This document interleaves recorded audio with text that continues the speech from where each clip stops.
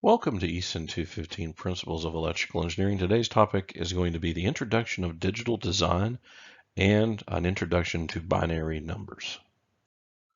So why are we studying digital design? Well, first of all, if you look under the hood of all of your computer technology and everything that you have today, everything is digital. We do not have analog computers. It's not base 10 computers. It is a digital computer. So we really need to have a solid understanding of how this works. So that A, we can become better programmers. Two, that you can truly understand today in this basically digital age, how everything is connected together. Even though you are currently studying a discipline like mechanical engineering or nuclear engineering or aerospace engineering, where you're studying another discipline, in the end, digital electronics interfaces that. As we've been, in fact, this entire course, you can see where, even though we've been doing a lot of circuit analysis, where all of your sensor technologies and everything for determining strain gauge or airflow resistance, or for that matter, like with nuclear, the ability, for particles and for elements to, coming in and radiation, all of that in the end gets sensed by some sensing element turned into an electrical signal, and now typically is converted from an analog signal into a digital signal, and some sort of algorithmic process is undertaken to understand the signal and be able to make decisions upon that. And so by looking at just around us, we're surrounded by a digital environment. So having a solid understanding this makes us better engineers and be able to do things so that we can make better technology and help influence things. So just simply put, just looking at your laptop is a number one reason why we want to understand computers, because it's just your primary way of interfacing what you're going to be doing in your day-to-day life and day-to-day career. So as you can see here, we kind of pointing over, we have simply a laptop here, and this here is a logic gate digital circuit, and we're going to talk more about that in a later topic when we introduce logic gates. But this is showing that all of this technology in the end becomes a digital circuit of some kind. So we also know that all of our electronic devices, as we're talking about, is now becoming digital. 40, 50 years ago, a lot of things were just analog based. Everything was truly analog computers, operational amplifiers, 100% of it for control and feedback. You would have analog gauges on everything. Now everything, no matter what it is simply electronic. Even your accelerator pedal is primarily digital. It's getting encoded instead of, in some older cars, it's actually a mechanical cable and linkage to a throttle body on a carburetor. Nowadays, it typically is a cable that is connected to an encoder, which is then sent to a servo that is actually driving the throttle linkage, or the amount of gasoline that is injected directly with the fuel injector. So there's not a direct linkage between the amount of throttle, if you will, the amount of gas flow going into an engine. It is directly linked through a digital means. So nowadays we are having this incredible shrinking technology. Everything is getting smaller, more densely packed on circuit boards.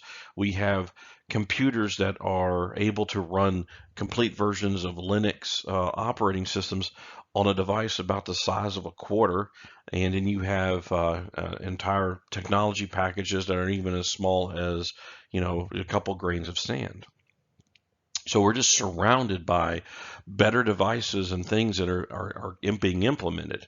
As such, we need to understand why that's being done. It's probably more likely it's all that's being done by digital design technologies.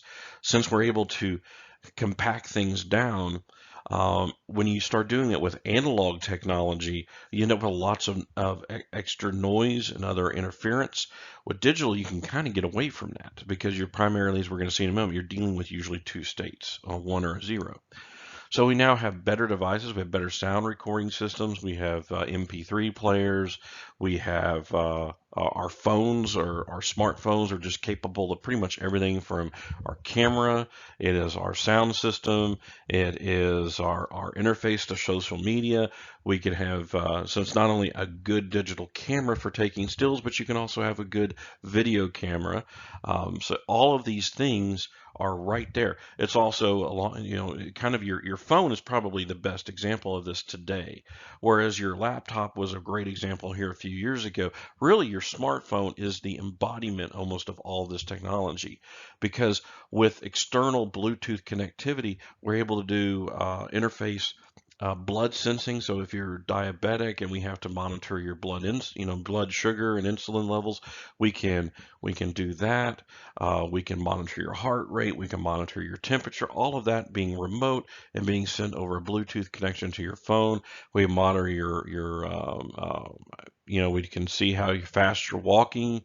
Do we use a pedometer? All these technologies integrate into your phone, and then that automatically gets, as it says here, IoT, which means Internet of Things, gets all uploaded to a cloud somewhere for an analytical computing. So you can actually determine how well you're walking, what is your GPS route, things like that. All of this information is all digital. So having a fundamental understanding on that is incredibly important as an engineer. And of course, all this becomes known as embedded systems. Years ago, again, using cars, for instance, 30, 40 years ago, you did not have a computer in a car, really 40, 50 years ago. My first car, it had electronic ignition in that it had a transistor driving the coil and the distributor, but it did not have a computer driving the car. The timing on the engine was determined by a distributor cap. So you did not have any computer making any decisions on anything dealing with the engine. In fact, if you popped the hood of my first car, there was more vacuum hoses and everything to control, just the right amount of fuel, gas, or basically oil gas mixture ratio going in the carburetor and into the throttle body and into the manifold, down into the pistons. All that was done through vacuum hoses and sensors of that kind to change vacuum servos, etc., to cause the engine to perform better at various temperatures and different RPM levels. Now that is all done with a computer controlled, and that's been done like that probably for 30 years, having computer controlled on the engines, beginning with electronic fuel injection. Nowadays, all of that is integrated in. Of course, your smartphone, again, is the perfect embodiment of all of these technologies. So digital design is all about binary. So there's only two possible values with a binary state, and binary being two things. So typically it's represented as a 0 and 1. And again, a lot of this is probably a little bit of a review for most students, I'd say, because you have grown up in a binary digital world. So talking about zeros and ones is probably, you're like, yeah, I already know this. So the binary, again, just simply represents that the signal has simply two states. It's a 0 or it's a 1. Now we're used to traditionally, whereas we're going to get into binary mathematics here in a minute, you're used to base 10 because we count with our fingers, so that we're base 10 culture, so to speak. But you can do anything in any different base. You can use base 2, you could use base, which is binary. You use base 3 if you wanted to. You could use base 8 as octets. You could use base 10, which is what we're used to, base 16, which we're going to talk about in just a little bit.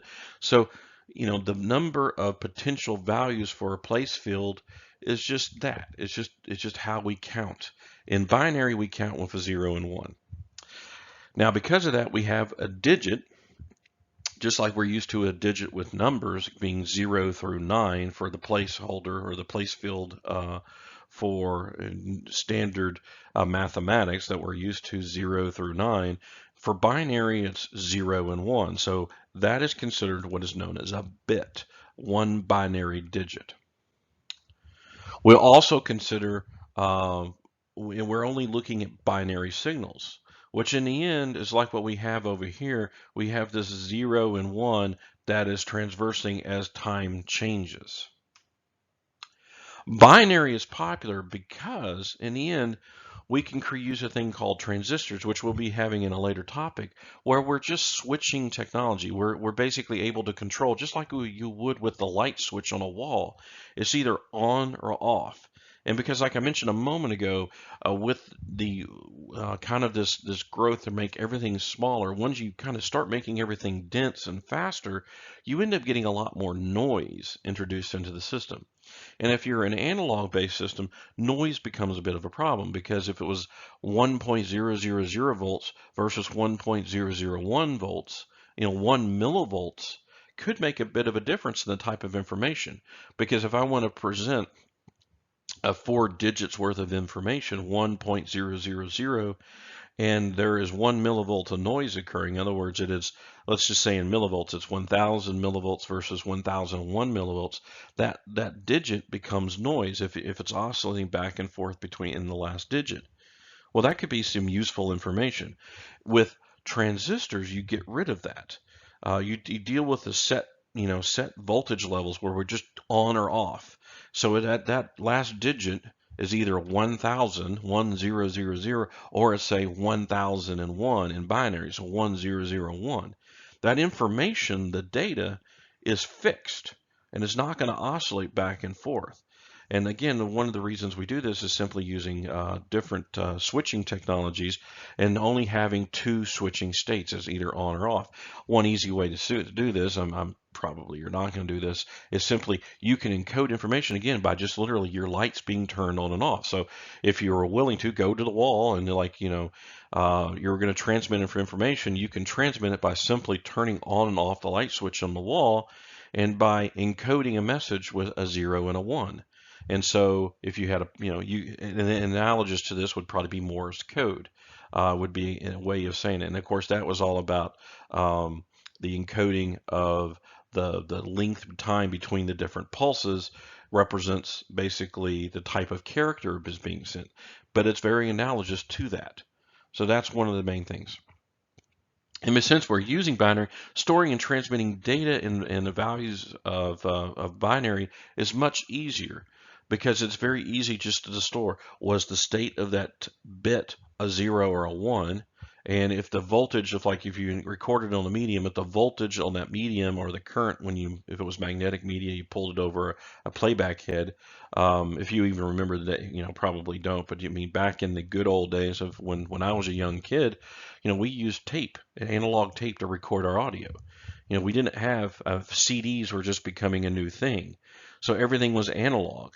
Tapes would fade. You would have hiss and pop kind of noise. If you dragged the magnetic tape, if your tape deck was too slow, you would get a really slow drag, and the audio would be distorted and all sorts of things. Well, if it was just simply information, it was a 1 or 0, you can easily distinguish between that 1 and a 0. Even if there's noise, even if it was slow, you can still make a difference out between the 1 and the 0. It makes it easy to do that. So here, just kind of again another comparison. So we have an analog signal here that's representing some information, and that's really the main thing here. Is digital is all about, this is all about information. We're trying to transmit information and convert and transform information, and it's the primary thing that, from an electrical engineering perspective, that we're doing. And again, that's why it's so heavily influenced in what you are studying. Because in the end, you are dealing with information. You might be dealing with the mechanical level and the strength of a particular, let's say you're designing a bridge, and you're having to deal with the strength of the bridge. And at the end of the day, you're going to have to do some sort of a measurement to verify that in a limited sense that the stresses that are on a particular structure, a truss or something, is doing what it's supposed to be doing. And you're going to be using strain gauges to do that. You're going to have all sorts of different technology. You're going to be interested in what the wind across the structure is, to know what the kind of the force feedback because of the wind, what the wind resistance is going to be. So some way or another, you're going to be measuring information and using it to make decisions and or control feedback. You're going to be putting a servo motor in some technology with some sort of a lever arm.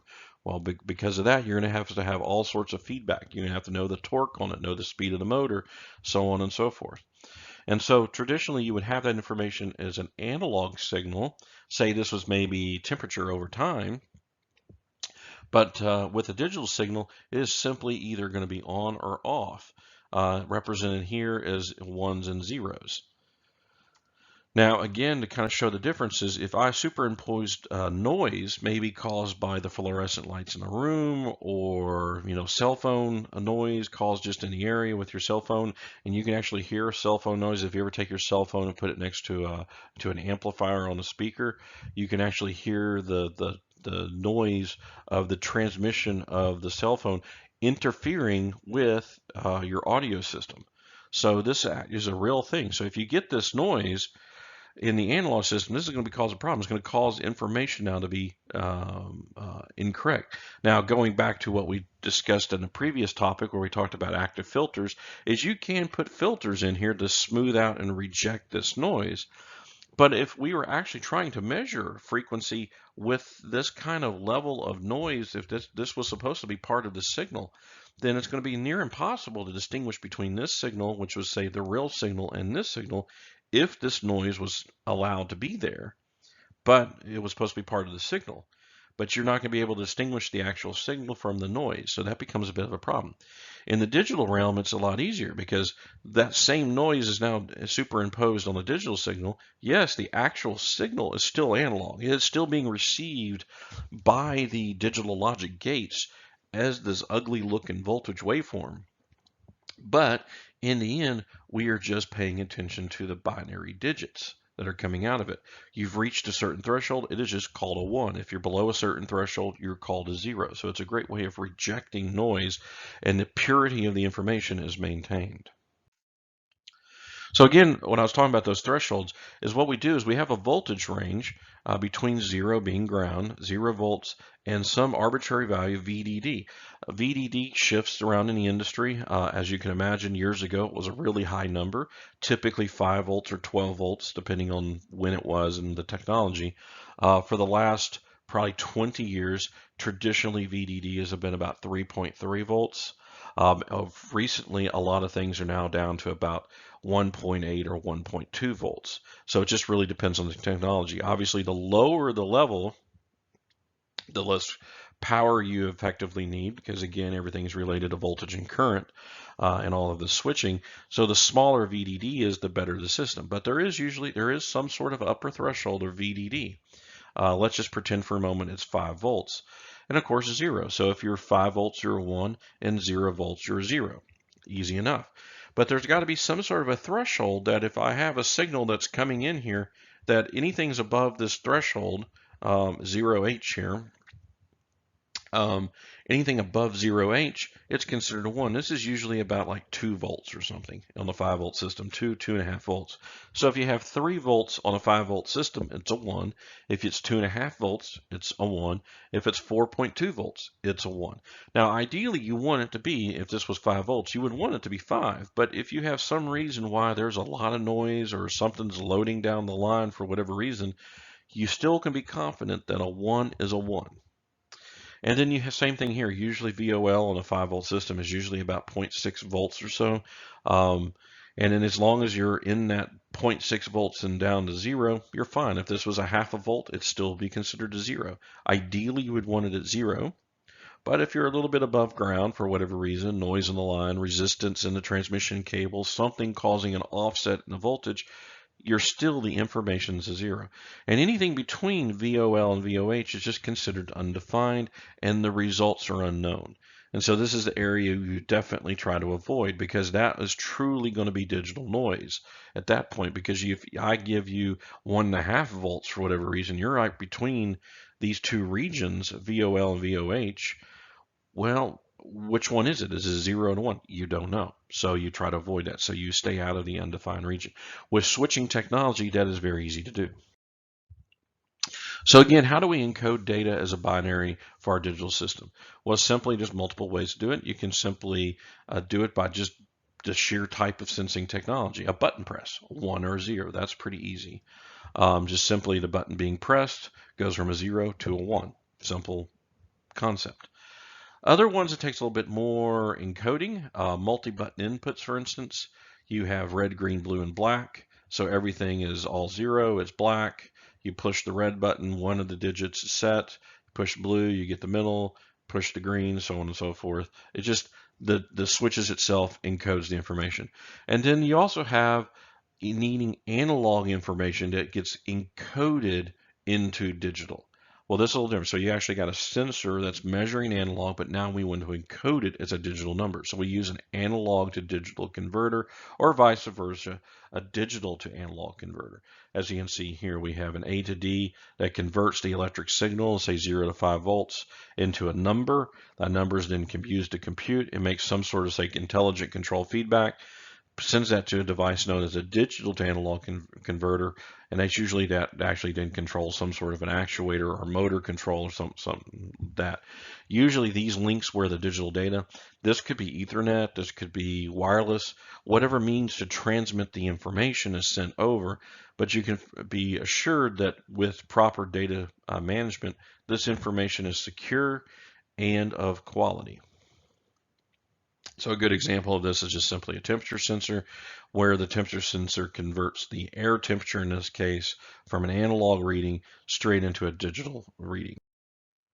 So how do you encode binary numbers? So each position represents a quality or a quantity in a number, and the symbol in that position means how many of that quantity.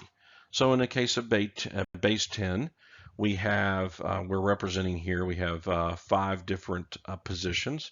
The first position here represents that it's just 0 to 9. The next one is representing the tens position. So how many groups of 10 do we have? So in this case, we have 2 groups of 10. So it's 10 to the 1. So this is worth 10 each, or times 2, 20. And this one is represented 100. So there's 100 count for each one of these positions. So if I only had 0 here, there'd be no 100s. But we have 5 in this case, so we have 5 groups of 100 plus 2 groups of 10 plus 3 groups of 1, so representing 523. But again, very elementary and going back to basic mathematics. Now, for binary numbers, we have the same thing, same concept. We're going to use symbol positions. Of course, now we're going to only use a symbol 0 and 1, and each position, each symbol is known as a bit. And if we have a value greater than 1, so we have 0 and then 1, if we now need to go to 2, we have to jump to the next position. So let's take a look at that. So here we have everything's now, instead of powers of 10 is now powers of 2. So the base number is base 2. So 2 to the 0, representing 0 and 1, is this position here. A 2 to the 1, so we're at 2s here. And then this is 4s. In other words, this is the number of 4s you have. This is the number of 8s, the number of 16s. So you can encode, in the case of the third position here, we're encoding all of the 4s. So for instance here, we have 101. What does this represent? How much is this? Well, let's do this here before I show you. We have 2 to the 0, so we have 1, because we have one element of 2 to the 0. So we have basically multiplying that by this. So the same thing here. If we have 3 of these times 10 to the 0, it's 1. So we have 3. 2 times 10 to the 1. That's so because this is 10, so that'd be 20. And then 5 times 10 to the 2, which is this is 100, so 500 plus 20 plus 3. That's how we get this. Well, let's do the same thing here. We got 1 times 2 to the 0, so 1. We got 0 times 2 to the 1. Well, 2 to the 1 is 2, so there's no 2's being added, so we got 1. But we have 1, 2 to the 2. Well, that's 4. So we got 4 plus 0 plus 1 is equal to 5. So that's how this is done. Everything is a power of 2. So let's just do a little quick conversion. So now we're going to convert the desired number. So there's a couple different ways to do this. This way is, again, looking at the powers of 2, just kind of written out here. And we want to have the desired number 12 put in here. So we're starting with the 16th position, 2 to the 4. And we know that 16 is much greater than 12. So there's just 16, so there's going to be 0 there. Same thing with the next position at 32. There's obviously 12 is too big for that. So that just starts with the 0. So we start with the obvious position that's too big. The next one, we have 8. Well, 12 is definitely greater than 8. So we're going to go ahead and include 8. So we put a 1 there. Now we're going to subtract 8 from 12, and that's going to leave us 4. So that we can go ahead and put 1 there, because we are going to have an 8 and we're going to have a 4. And just by the way, 8 plus 4 is 12, so we know that. So we subtract 4 from our remainder. So we had, again, we had 8, left us 4. We subtract 4 from that, leaves us 0. And we have reached our desired goal because there's no way you don't have to add anything else. So the binary representation of 12 is 1100. And we just keep doing this. For instance, we've got 23. In this case, 16. In this case, 23. So like I said, the next column over here is 32. So that's a 0. 16, well, 23 is greater than 16. So we put a 1 in there. So now we have 23 minus 16. So if we do that, 23, 16 minus, we get 7. So we have no 8. We don't have any reason for an 8 because the 7 is now the remainder. So that will be a 0. So we're carrying the 16 through. Well, 4 in this case, 7 is greater than 4, so we will have one of those. So we now subtract that out. And now we have total of 20 because we have 16 plus 4, and we have 3 remainder. We have 3 is greater than 2, so we're going to go ahead and include that. So that gives us now a total of 22. And now we take that 2 away, we're left with 1. So 1 is definitely 1, so we have 1. So we end up with our 23, 10111. So 10111 is our way of converting this over. We can also just add weights. Simply, if we're going to take a binary and convert to decimal, 1 to the 1 base power 2 is just simply 1 times 2 to the 0, or 1 base 10. 110 is simply 1 times 2 to the 12, or 2 to the 2, plus 1 times 2 to the 1. So starting here, 2. This is position 2. This is position 1. And then position here, 0. So you're just adding the weights. 1 times 2 to the 2, 1 times 2 to the 1, 0 times 2 to the 0, or 6. Here we would have, again, just looking at the weights. This is 2 to the 4, 2 to the 3, 2 to the 2, 2 to the 1, 2 to the 0. So 16, 8, 4, 2, and 1. So one of the things, if you're really getting into binary, and if you're going to be doing anything with binary systems in any which way, learning your powers of 2 is a very handy thing. So this is just another example. So it's useful to just know the powers of 2. So this is 2 to the 0 through 2 to the 9. 2 to the 10 is 1024.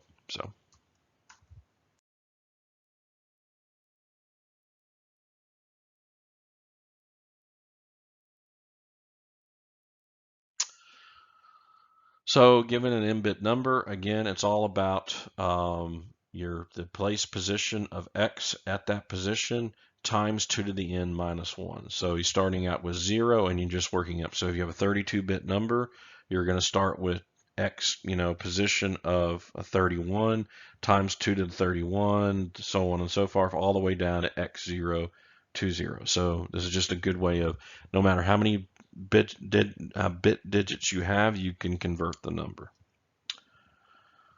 So 16 bits, we have a possible 0 to 65,535, and 32 bits, we have 0 through 4,294,967,295 possibilities.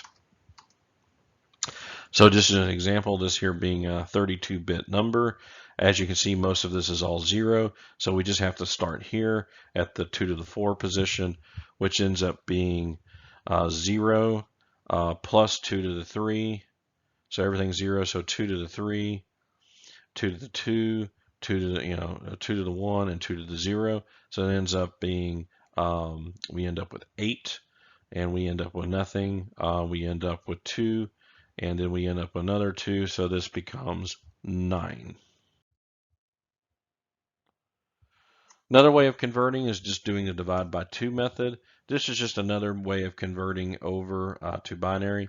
In this case, we're starting with the number 6. You divide by 2, that gives you 12. So 12 minus 12 is 0, so that position was binary 0. You now take the remainder of that, take 6 divided by 2, which is now 3. 3 divided by 2 is 6.